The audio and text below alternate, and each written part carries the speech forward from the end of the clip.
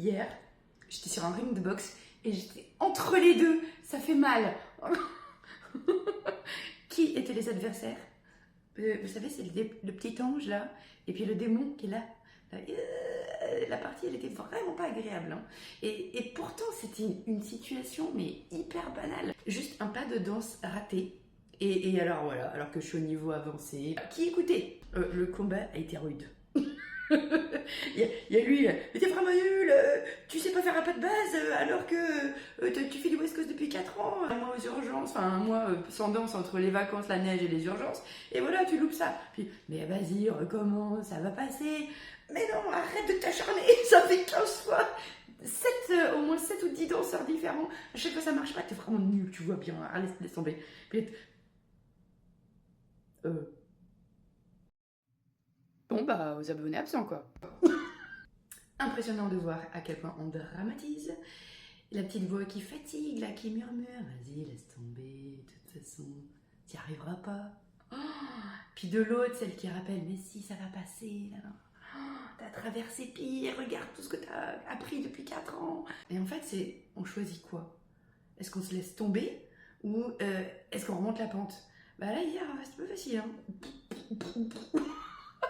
Et donc là, c'était vraiment pas extraordinaire, hein, cette situation, vraiment. En plus, j'étais hyper heureuse d'y retourner. Et danser, j'adore ça, mais vraiment. Mais je crois que j'ai même le sourire jusqu'au bout des oreilles, tellement j'adore danser. Et là, hier, mais j'étais KO, quoi. Knock out. Et ce qui m'a frappé dans cette situation, c'était de voir que le combat, en fait, il ne se joue pas dans la situation elle-même, mais dans la perception qu'on a de la situation.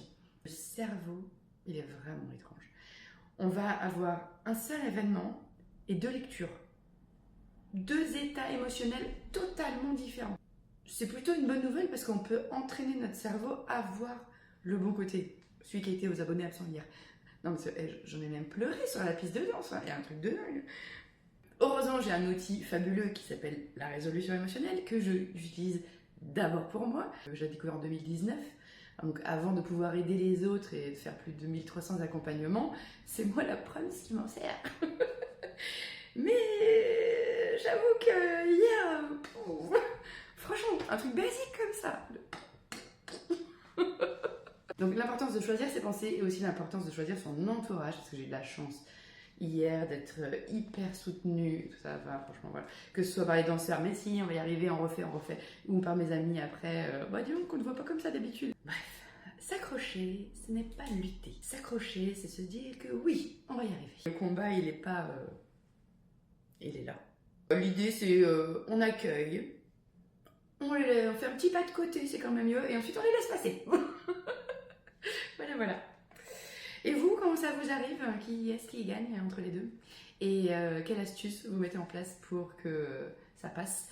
Et si vous avez un entourage hyper soutenant, quel est-il? Donc écrivez-le moi en commentaire et je serai ravie de vous lire. Et puis n'hésitez pas à liker, à vous abonner si ce n'est pas déjà fait. Voilà. Et puis en attendant, je vais les enlever. Hein. Prenez soin de vous, ça envoie la joie. Ciao.